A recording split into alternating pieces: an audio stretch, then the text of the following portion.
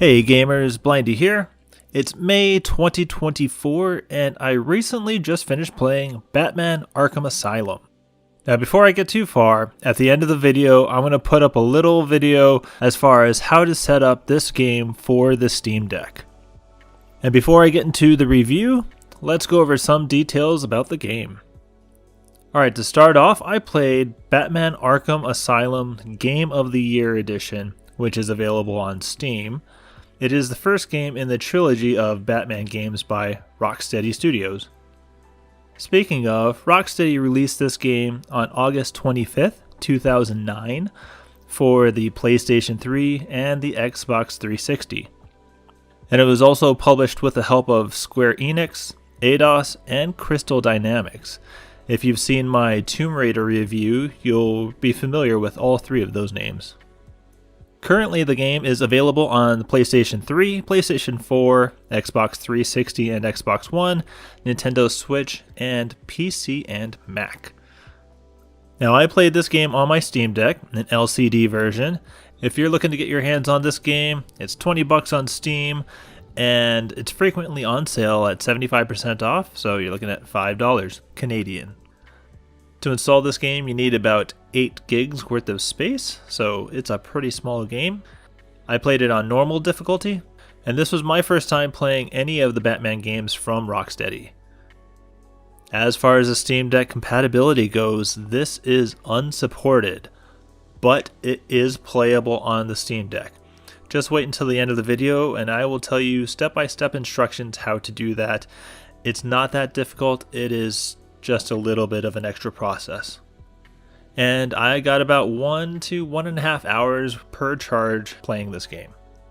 And this game is generally loved, so we're looking at about low 90s for all Metacritic scores, and Steam is up to 96% approval rating with about 44,000 reviews in. ESRB has this rated for teen, for alcohol and tobacco references, blood, mild language, suggested themes, and violence. For how long to beat, the main story should take you about 11 hours. For me, I had about 10 hours in this game. And before we continue, just know that I'll do my best not to show any spoilers regarding this game. I will try to show some gameplay, talk about some of the mechanics, and maybe show some of the cutscenes, but I will do my best not to show anything too important. So please consider this is your warning.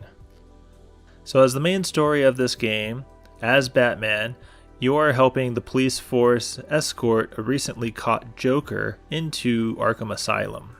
And everyone finds that escorting Joker deep into Arkham Asylum seems to be going way too easily.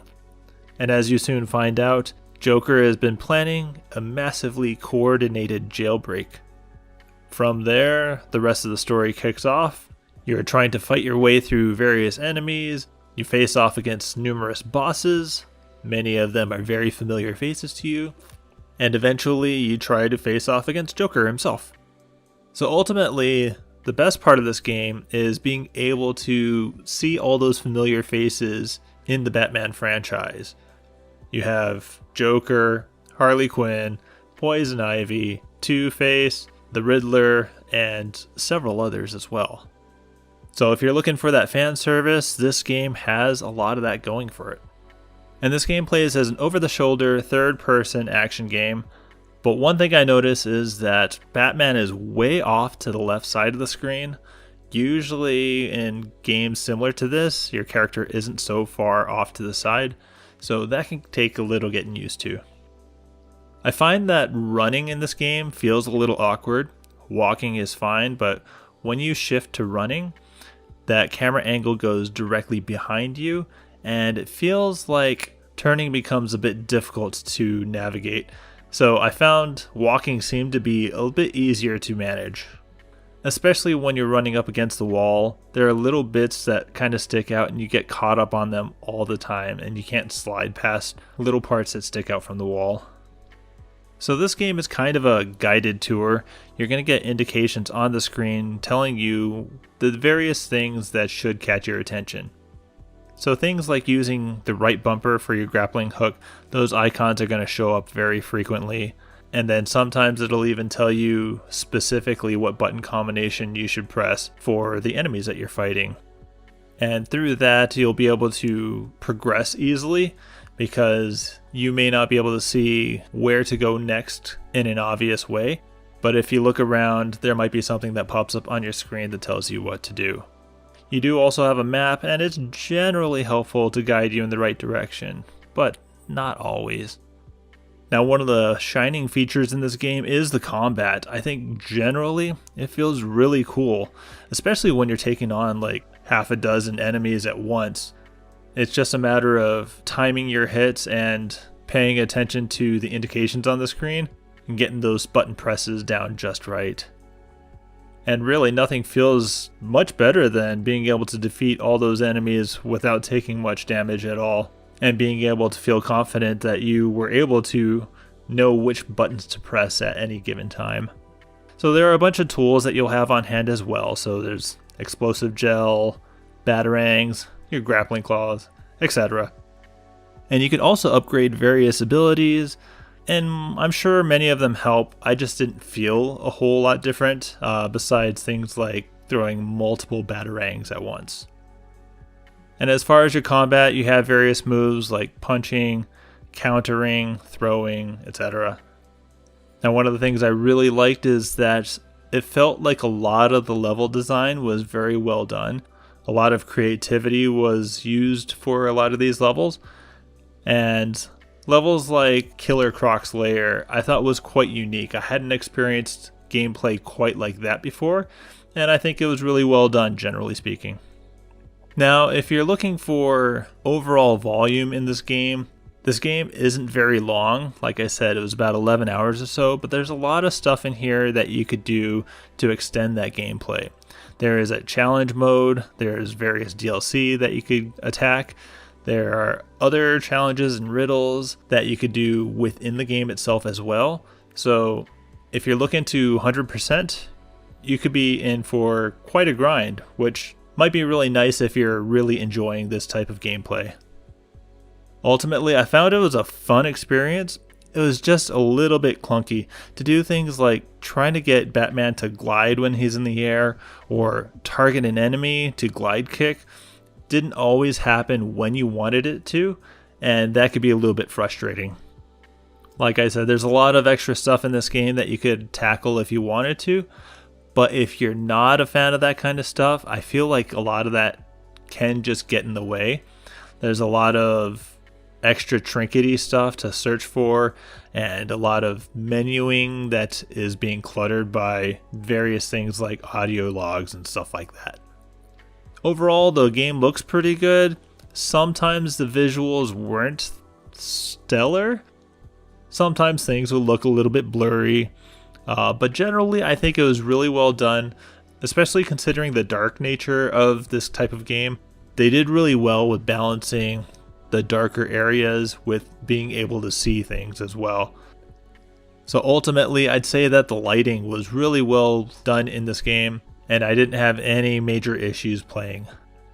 And when it came to the sound, I think it was fine. The music was alright, but nothing really stood out to me. Alright, with all that said, I would say that I would recommend this game for players if you are interested in it. If you wanted to get into the shoes of Batman, I think this does a pretty good job. It feels like the combat was really well done. It made it feel like you're fighting in a way that Batman would fight, which I think is very appropriate. And this game does have some replayability as well. There's a lot more to explore within the maps of this game. And if you're looking to get to that 100%, you could be in for quite a grind. So you could definitely push that 11-hour time frame to a few more hours beyond that, just looking for all the secret places where things might be hiding. Alright, and let me finish this up by giving it a score. So I'm going to give this game a 9 out of 12. We're looking at about 75% for me. And if you've watched any of my videos before, you know right about now, I'd say, here's a little snippet of a boss fight. But that's not going to happen this time. mostly because I forgot to record that part. My mistake. But, to be fair, when that boss fight came around, I was really considering putting up a blur over it anyway, because there is kind of a spoilery nature over it. So, I guess we're not missing out on a whole lot there. Sorry if you're looking forward to seeing what the boss fight kind of looks like. We're just not going to get it this time. Alright, so I've covered a lot in this game, but I didn't cover everything. So tell me, was I fair? Was I wrong? Let me know in the comments. And I'd like to thank all of my patrons on Patreon. I'm just kidding, I don't have a Patreon page, but I do have a Discord channel. So if you want to chat, come and visit me, and I'd love to hang out with you guys. Last but not least, I'd like to thank you for watching this video. Without you, I'm just a weirdo talking into a microphone. And if you loved it, subscribing would be amazing. I would appreciate it so much. I hope you all have a wonderful day. And if you're interested in how to set this game up for your Steam Deck, let's talk about that now. So to set this up for the Steam Deck, you're going to have to install the game and then go into desktop mode. Once you're in desktop mode, go into the start menu and search up Proton Up-QT.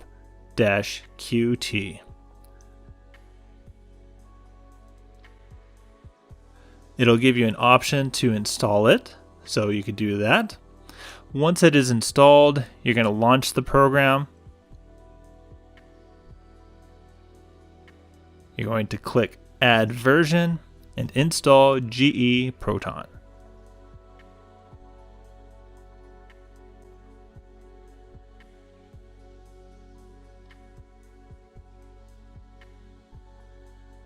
Once it is installed, you're going to click Show Game List.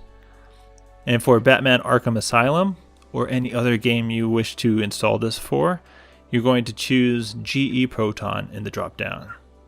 Click Apply, restart the Steam Deck, and then you should be able to start the game. Just note that I'm not able to provide any further help beyond this. This is just a solution that I had found, and it had worked for me. Alright, thank you once again for watching, and I hope this has helped you out as well. Have a wonderful day. Take care.